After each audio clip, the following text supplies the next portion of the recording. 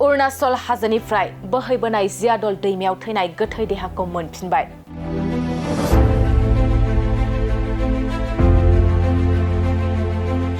शनिबाराव फुंनि 4 रिंगा समाव धेमाजि जियादलाव ना हमनो थांनायाव गोमानाय गणेश बर्मननि गोथै सहखौ मोनफिनबाय। गणेश बर्मननि गोमानायनि सानथाम उनाव धेमाजि सामराजनि जियादल दैमायाव गोजावना थानाय गोथै सहखौ मोनबाय। गोथै सहखौ जायगानिफ्राय 8 किल'मिटार गोजानाव मोननाय जादों। जायगानि सुबुंफ्रा गोथै सहखौ दैयाव गोजावबाय थानाय समाव नुनानै SDRFनो खौरां हरो आरो नखरनि सोद्रोमाफ्रा जाथाय जानाय जायगायाव सौहैयो आरो गोथै सहखौ गणेश बर्मननि होनना सिनायनो हायो। धेमाजि सार्कल अफिसारनि नुजाथिनायाव SDRFनि हानजाया गोथै सहखौ बोखाङो आरो गोथै सहखौ पस्टमर्टेमनि थाखाय धेमाजि इमारजेन्सि फाहामथायसिम दैथायहरो। नखरनि सासेल' खामायग्रा गणेश बर्मननि रुंसारि जानायाव नखरनि सोद्रोमाफ्रा दुखु फोरमायो।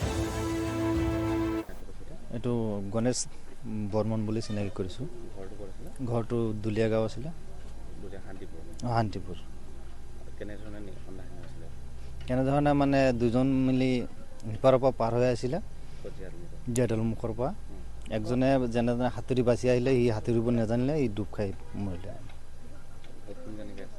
ঘৰ তাৰ মানুহজনী আছে আৰু দুটা ল'ৰা ছোৱালী আছে। এক নম্বৰটো আপোনাৰ ছোৱালীটো 6 বছৰমান হ'ব আৰু ল'ৰাটো 3 বছৰমান হ'ব। তাৰ মা আছে দেউতা আছে। এতিয়া উদ্ধাৰটো হোৱাটোতো ভালে দেখিছোঁ, কিন্তু আপোনালোকে আমাৰ ভগৱানে আশীৰ্বাদ দিয়ে যে উদ্ধাৰটো কৰি দিছে, মানুহটো চিনাকি পাইছোঁ, তাৰ কাৰণে আপোনালোকক ধন্যবাদ থাকিলে। এইটো কাৰণে যদি উদ্ধাৰটো নোহোৱা হ'লেহেঁতেন তেতিয়াতো আমি ক'ব নোৱাৰিলোঁহেঁতেন মানুহটো মৰিছে নে নাই, জীয়াই আছে এইটো আমি ধৰিব নোৱাৰিলোঁহেঁতেন। হয়, এইটো আছে, এইটো আমি চিনি পাইছোঁ, এইটো গণেশ বৰ্মন বুলি। গণেশ বৰ্মন আছিলে জিয়াদল মুখত। কেনেকৈ মানে মাছ মাৰিব গৈছিলে মানে ৰাতিপুৱা, তেতিয়া পাৰ হৈ থাকোঁতে মানে পানী বাঢ়ি থাকিলে চাগে। শনিবাৰে নেকি শুক্ৰবাৰে আছিলে, শনিবাৰে চাগে ন? শনিবাৰে শনিবাৰে হ'ব।